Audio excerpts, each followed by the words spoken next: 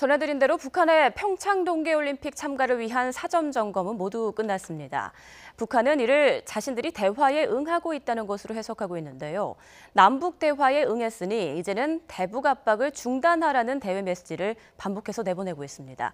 어떤 배경이 숨어 있는 건지 김주환 YTN 정치안보 전문기자와 이야기 나눠보겠습니다. 안녕하십니까? 안녕하세요. 네, 미국이 남북 화해 분위기에 찬물을 끼얹고 있다. 이런 입장을 계속해서 북한이 내비치고 있습니다. 남북 간의 분위기는 굉장히 좋은 편인데요. 여기에 대해서 미국에는 계속 이런 식으로 표현을 하고 있는데 그걸 어떻게 봐야 할까요? 북한 내부적으로 한국전쟁 이후에 지금까지 일관되게 변하지 않는 것이 있습니다. 대미, 대북 적대시 정책. 우리가 지금 못 살고 이렇게 힘든 건 다 미국이 우리를 적대시 정책 때문이다. 그거를 서커스단의 외발 자전거에 비유를 하면요. 외발 자전거는 계속 밟아야지 갑니다. 서면은 넘어집니다. 예. 마찬가지입니다. 이 주장을 번복하는 순간 북한 정권은 붕괴되고 맙니다. 사실은 그래서 그 큰 틀에서 이번 남북 대화 역시 우리는 잘해보려고 그러는데 미국이 방해하다. 굉장히 주민들한테 일관된 신호를 보내야 되죠. 대내적으로. 그런데 이번에 최근에 평창 동계올림픽 참가 관련해서 북한 관영 매체들이 이야기하는 걸 보면요. 당장 오늘자 우리 민족끼리 TV 보면은 우리가 대담하고 대범한 아량을 베풀었다 이런 표현을 쓰고요. 네. 우리가 긴장을 완화시키려는 노력의 결과가 지금 최근에 한반도 정세가 급격히 긴장이 다운된 것은 다 우리의 노력이다. 대한민국의 노력은 절대 아니다. 이런 식의 표현을 씁니다. 그러니까 네. 결국은 이번 통해서 이후에 북한 나름대로 북한이 이렇게 저자세로 나오는 이유는 북한이 그만큼 코너에 상징적으로 코너에 몰렸다라는 겁니다. 북한이 굉장히 정세 관리에 있어서 우위서기 때문에 북한이 과거에 거의 70년간의 패턴을 보면요. 이런 식의 태도는 항상 북한이 내부적으로 뭔가 분리할 때 손을 내밀고 이런 식으로. 그러니까 이 손은 언제든지 뒤집을 수 있는, 손바닥을 뒤집을 수 있는 태도를 보이고 있다. 그래서 이런 이중적 태도를 보이고 있다. 이렇게 설명할 수 있는 거죠. 네, 지금 말씀하신 대로 이제 남한에는 우호적이 돼 미국에는 적대시 정책을 계속하고 있는 이른바 투트랙 전략을 계속 쓰고 있는데요.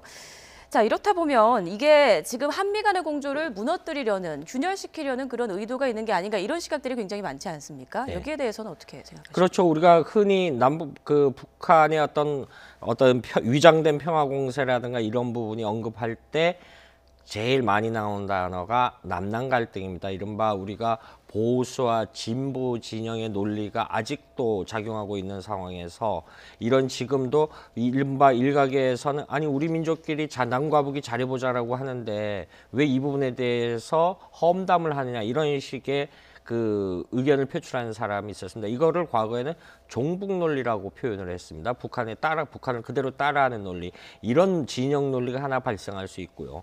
한반도 문제는 결국은 한미 동맹을 굳건한 기조화에서 유지돼야 된다라는 어떤 약간 그 기존의 전통적 시각을 유지할 수 있는 거죠. 그러니까 이런 식으로 굉장히 갈등을 고조시키면은 결국은 한미 동맹의 그 약한 고리를 끊어라. 영어로 이제 디커플링이라고 하는데 이제 공산주의 전략에 있어서 동맹의 약한 고리를 끊어라라는 전략이 있습니다. 기본적으로 이 부분에 대해서 약화시키려는. 그럼에도 불구하고 우리 정부는 어제 조명균 장관이 이야기했듯이 평창 동계올림픽 전날 2월 8일 북한이 열병식을 준비하고 있다는 게 여러 가지 관측이 나오고 있는데 이거는 우연히 일정이 겹쳤을 뿐이다. 그래서 우리는 우리의 평창올림픽 기존대로 일정대로 꾸준히 나와서 우리가 평화의 메신지를 북한에 계속 보내고 국제사회에 보내겠다라는 일관된 신호를 우리는 보낼 필요 있다. 그러니까 북한의 어떤 이런 투트랙 전략에 대해서 굳이 우리가 일일이 응대할 필요는 없다. 이렇게 보는 것이죠. 네,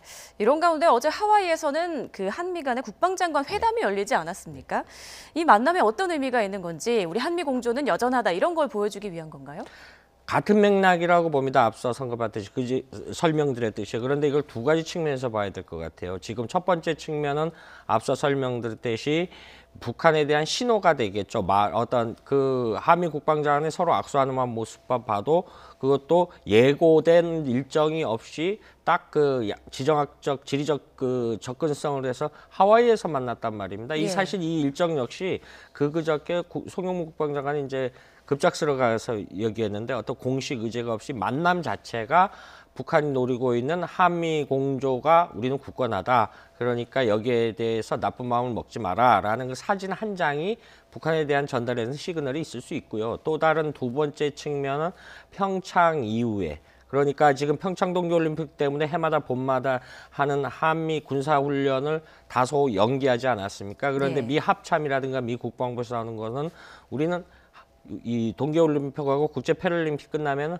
훈련을 재개하겠다, 이런 신호를 보내고 있고, 그다음에 우리 국방부 역시 거기에 같은 호응을 하고 있는 상황이거든요. 그러니까 네. 이거는 어차피 한미 군사훈련은 안 했던 것이 아니라 해마다 계속 해왔던, 1950년대 후반부터 해왔던 거고, 이건 방어적인 훈련이다라는 거를 그 북한이 이런 움직임을 보인다 해서 담정적으로 중단할 수 없다. 그러니까 이 두 가지 틀을 합쳐서 그 한반도의 안보 유지를 위해서는 한미동맹이 이만큼 한치 흐트러짐이 없이 굳건하다, 이런 시그널을 보낸 게 엊그저께 하와이에서 열린 한미 국방장관 회담이라고 할 수 있는 거죠. 네, 말씀하신 대로 이제 한미 군사 훈련이 올림픽 이후로 미뤄지지 않았습니까? 이제 없어지는 게 아니라 미룬 건데요. 그때 다시 한미 군사 훈련이 이루어진다면 북한에서 또 어떤 반응을 보일지가 궁금합니다. 올림픽 끝난 이후에 북한이 돌변하지는 않을까, 이런 시각도 있는데 어떻게 보십니까? 북한의 전형적인 태도 여하에 달려 있다라고 봅니다.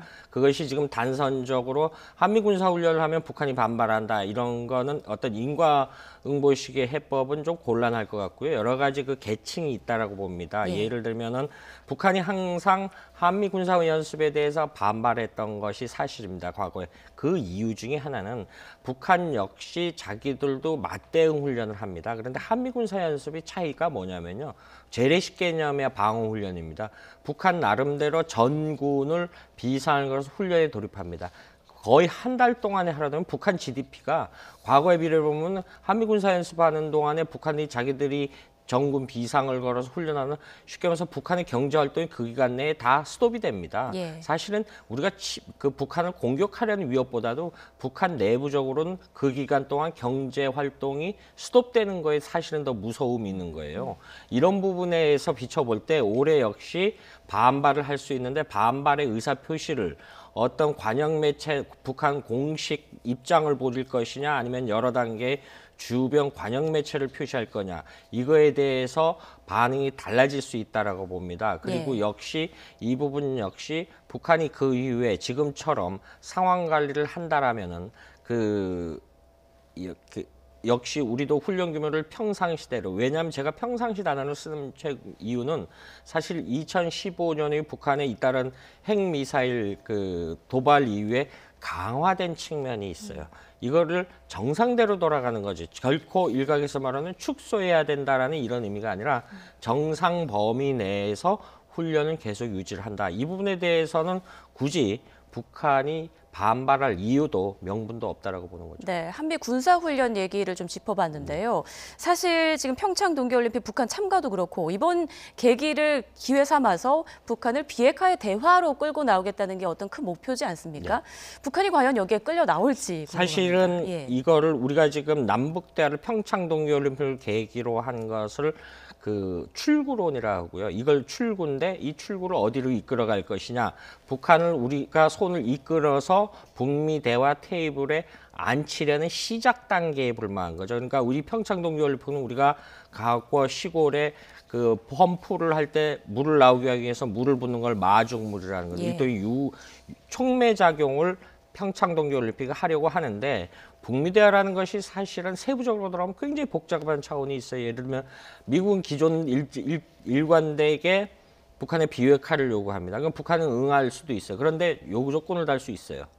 주한미군 철수 문제. 이거는 우리 안보하고 굉장히 큰 관련된 문제라서 예. 북미 대화 테이블에 어떤 성격, 어떤 인사가 앉느냐에 따라 달라질 수 있죠. 그런데 이런 부분에 대해서 북한이 당장 북미 대화에 응할 가능성보다는 대한민국 정부 뒤에 숨을 가능성이 크다라고 봅니다. 숨다라는 거는 핵 문제는 미국과의 문제니까 대한민국 정부가 관여하지 마라. 대신에 우리는 개성공단이나 금강산관 문제를 재개하자. 이렇게 요구했을 때 이런 이 평화 올림 남북 교류의 물꼬를 텄는데 이 부분에 대해서 굉장히 대한민국 여론에서 백가쟁명시 여론이 나올 겁니다. 예. 사실 이 부분 또한 우리가 주의해야 되는 부분인데 이런 부분에 대해서 미국이 혹은 국제사회가 얼마나 우리를 용인해 줄 수 있느냐. 기본적으로 미국의 기본 입장은 매티스 장관이 엊그저께도 얘기했습니다. 비핵화다 이런 얘기를 하고 있기 때문에 이것이 실제 북미 대화로 이끌려는 데는 굉장히 어려웠지만 그럼에도 불구하고 결국은 이건 우리의 문제이기 때문에 우리가 해야 하는 그런 어떤